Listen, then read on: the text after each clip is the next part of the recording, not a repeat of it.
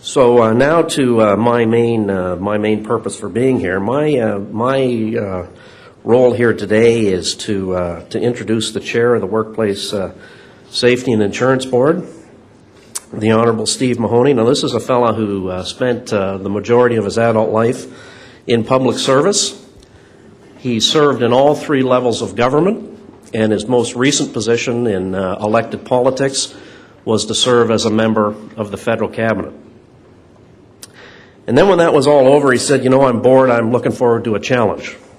So now we see where he ended up following his term in elected politics. He sought the position of chair of the Workplace Safety and Insurance Board and was the successful candidate. Now, I'm sure there are some mornings, Steve works awfully hard, and there's an awful lot to deal with, and there's a lot of pulling and pushing in that job, and I'm sure there are days when he wakes up and he goes, why on earth did I let someone talk me in to seeking that position?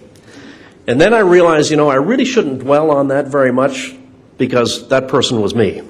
So the reason I raise this is because, I often wonder, there may be the odd day, not very often, but the odd day, not most days, not many days, but the odd day when maybe Steve's about to leave in the morning and he's just pouring a cup of coffee, maybe he's reaching for the Toronto Star, and he's saying to himself, I should have known better than to listen to Burke. And I'm sure a lot of you have thought that yourselves from time to time.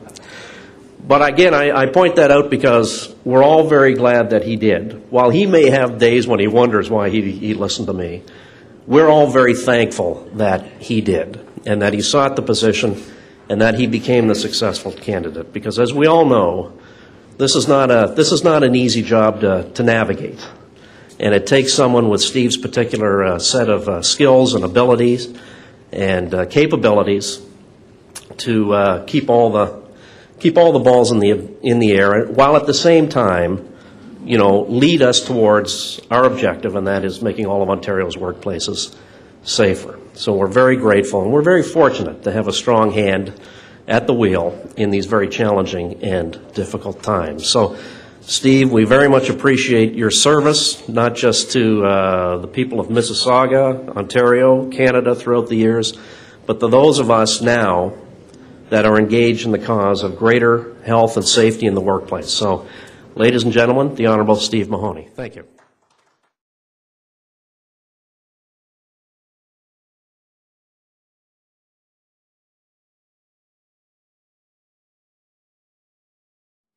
Well, thank you very much, Michael, and good morning, everybody. Great to be with you on this beautiful sunny Mississauga day. And to those of you who are not from Mississauga, we welcome you, and to those of you who are, we say hello. I found it interesting looking at what you folks are about here today, because we are facing some very difficult, challenging times. And the board is not immune to some of the issues that we are seeing in the economy. As you may or may not know, we get our revenue from two sources. You, as employers, paying us premiums, for which we thank you, and revenue from our investment portfolio. As a result of the downturn in the economy, our investment portfolio, like just about every other, has tanked, to say the least. And we've seen losses year over year of $3.1 billion. So that's right off the asset base, which means that our whatever return we're getting, which is still a negative return. By the way, we did better than most. We had a negative 15.6%. And if you open up your statements, your RSPs, you'll see that's probably not bad. But it's still pretty traumatic. And it puts us in a position where we have to question a lot of the things we're doing. I'm reminded, though, when I see so many ladies in the room, that to the guys, I want to just tell you briefly a story about why women are generally better financial planners than men. And there was a young guy who got some terrible news one day. He got the news that his father had contracted a serious illness and was going to die within 2 years, given 2 years to live. The good news of that, if you call it that, was the father was going to leave this young man $65 million in inheritance. So he decided he wanted someone to share it with.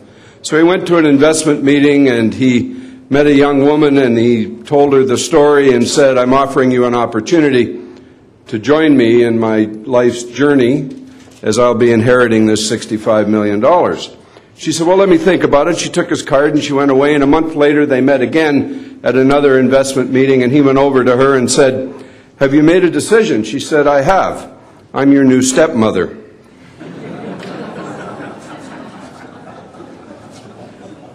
Which proves that women are better financial planners than men. But when you look at the problems that we face and that everyone faces in this economy, you have to look for solutions. And there might be some moves, short-term thinking, to try to reduce investments in things like research. And I think what you've been through for the last 2.5 years and coming up with this report is an indication that that would be a serious mistake.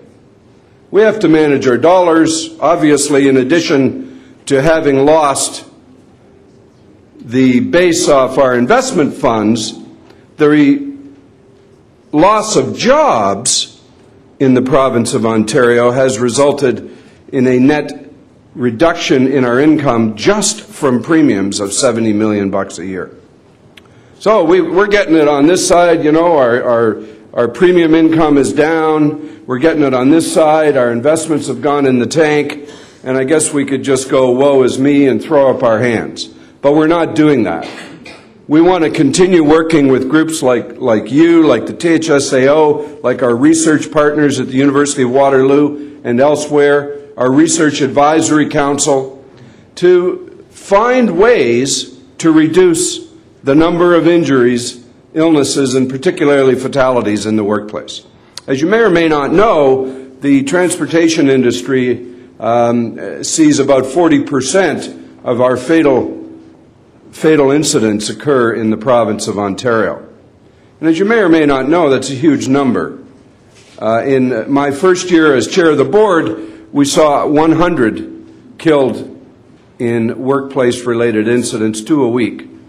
The second year, it was 101. This past year, the latest number that I've seen is 81, which means we're going in the right direction. But imagine celebrating the fact that we only saw 81 people killed in Ontario, and that does not include occupational disease. If you add in occupational disease, you add another 260 people dying in each of those years. So at the WSIB, we, along with the families, bury 360 workers on average every year. And that's just Ontario. I mean, I find it an astounding number. It's one of the reasons why we continue to look for new ideas. It's one of the reasons why we've done our social marketing campaign, which many of you have probably seen, the girl with the grease that scares you half to death. You close your eyes, I'm sure, every time another one of those damn WSIB ads coming on. And we get some complaints, but we get some amazing, amazing supportive comments, because what we are trying to do at the WSIB through a combination of social marketing, of touring the province, of going out with our community health and safety charter to over 40 municipalities, with many more yet to come, signing on the mayor and council endorsing the principle of a charter of health and safety, not only for their municipality but for their broader community, for everybody that lives and works in their community. Everything we're doing is focused on the principles of prevention. Because you see, when I look at the financial plan, our strategic plan, everything you want to do, we spend a lot of time doing this kind of thing. We're a big organization. WSIB is the third largest insurance company in North America, folks. $4.3 billion a year in revenue, $3.3 billion a year in benefits paid out. When I look at all of this stuff, I say, what are the triggers that we can use to try to be more fiscally prudent, to manage this operation? And there's a key reason for doing it, by the way, and it's so that your children and their children and their children have a sustainable compensation system that protects employers from lawsuits from workers that get injured, which is very important, part of the Meredith principle, but most significantly protects workers who get injured on the job and helps them return to some kind of meaningful work. And I maintain that the vast majority of people really want to go back to work. This idea that there's all kinds of malingerers, I just don't see it in any of our statistics. People develop who they are by where they work, the people they work with, the friends they meet, their social network. Everything about it becomes part of what you do. And so we all have an obligation to try to live up to those Meredith principles, to get people rehabilitated back to work and making a contribution to their community and to their families. And so I look at what are the tools that we can use. And we have an unfunded liability, I'm sure, it's not news. And we set a target date of 2014 as the day that we're going to balance that unfunded liability. So that's one tool. We can move that date off into the future. The other tools, we can reduce benefits. I'd like to see the demonstrations in the streets if we did that, but we can do that. The government can do that. The other one is we can increase premiums. I mean, we've looked at that. The reality is the Premier has said this is not a time for tax increases, and I agree with him. In this economy, increasing premiums would be sending exactly the wrong message, because we may call it a premium, but I'm sure you call it a tax. Because in essence, it is a tax on your payroll that you pay to the WSIB for the coverage. A beneficial one, in my view, one that brings great added value to you and your companies and your employees, but a tax nonetheless. So these are some of the levers that we can use. Then I look at things like research. And research could become the soft underbelly. It could be the first place you go to cut, because it's just a bunch of, forgive me, professors and academics sitting around studying things. But it's a hell of a lot more than that, ladies and gentlemen. What research is finding a way where together we can find new ways, whether it's the musculoskeletal program that you've been working on, or whether it's better driving conditions. Some of the, Bud McCauley and I were talking about the nature of the transport driver. What's the guy do? I mean, there's this big issue about snow on the roof. How does he get up on the roof to clear the snow off? And if he does, is he likely to hurt himself in doing so? They load, they unload. They don't just sit behind a wheel and drive a truck and say everything's a piece of cake. It can be a very stressful job. And it can lead to MSDs, and it can lead to strains and sprains and slips and falls and all kinds of other problems. So it's vitally important that we work with our research community to find ways to do things better. Because the one lever that we've got, that we've all got to use, that does not require us to reduce benefits, that does not require us to increase premiums, is prevention. You've seen our ads. Our message is there really are no accidents. And it's true. Every single incident, and I don't call them accidents, they're incidents, that leads to an injury, an illness, or worse, a fatality, is preventable. And our latest ads show you, the window washer, and he's falling and he's hanging there, and he's saying, I forgot to clip on, oh, I'm going to be splattered all over the sidewalk, and he falls, and you see the water splash, the paint splash on the sidewalk, and then he stops in midair, and the guy says, oh, it's a good thing I clipped you in. That's it. It's a good thing I clipped you in.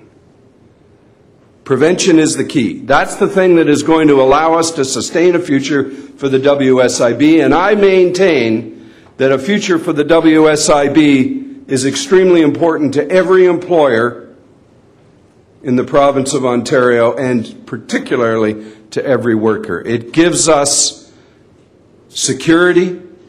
It protects you and your companies from the courts, and it is supposed to provide dignity and return to work for injured workers.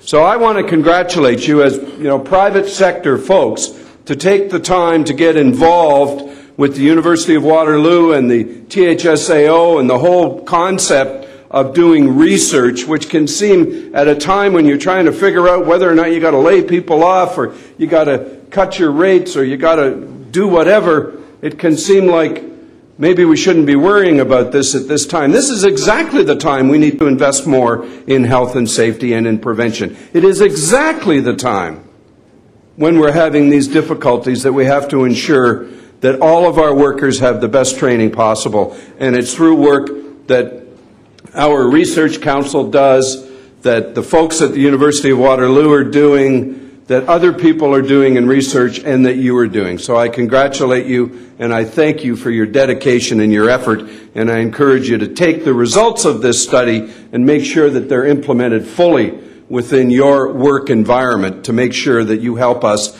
drive down the numbers. 40 an hour is what we get in terms of claims. 40 an hour, 24/7, 1,000 a day, 7,000 a week, 360,000 claims every year at the WSIB. If we want to solve our financial crisis, ladies and gentlemen, you do not need to be a rocket scientist to figure this one out. And if you did, I wouldn't be the chairman. So, very simply, reduce those numbers. Reduce those numbers. It's called the road to zero. Join us on that road. I know you wouldn't be here if you didn't believe in it. Continue to support your workers, and we will continue to support research. And I thank you all for coming out this morning. Thank you very much.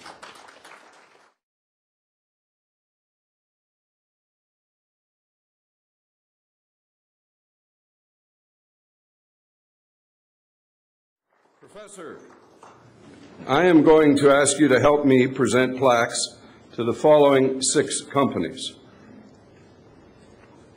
These are not in the same order that I have them. Oh, maybe they are. Do you want me to read out? Right there. For McBurney Transport, Don Wall. Is Don Wall here?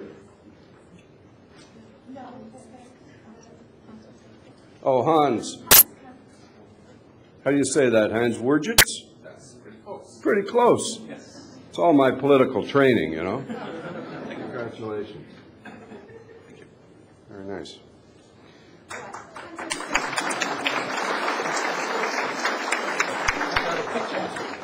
Sorry, I need the photo off. Here. Yeah, hold that. Yes, just like that. Thank you. There you go. Good job. Is that next? Yep. MSM Transportation. I've got Don Norris. Is Don Norris here?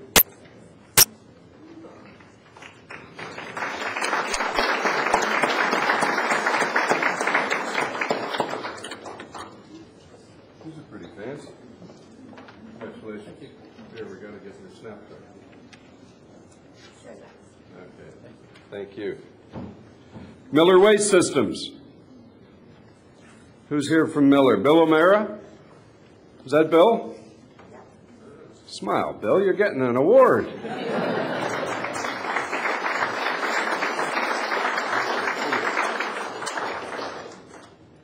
Congratulations. I must tell you, everywhere I go, I run into Miller. I mean, no, seriously, at all the different conferences and stuff, they do a great job, so congratulations.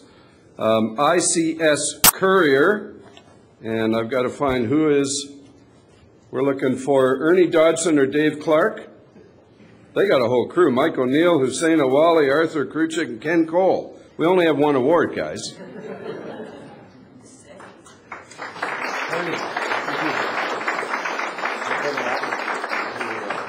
Thank you. Who's next? Canpar, Lynn Pothier.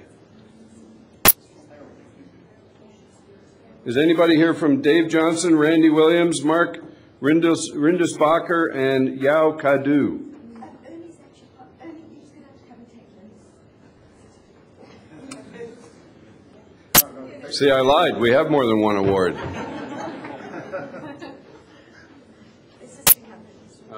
Yeah. There you go. Take another picture. All right. And L. Ritchie Cartage, Sylvia Rhodes.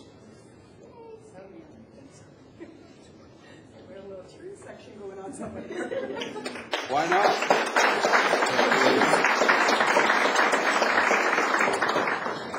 Great. Is that it? Great. Well, thank you all very much. Keep up the good work. And remember, road to zero, that's where we're going. We want you to come with us. Thanks.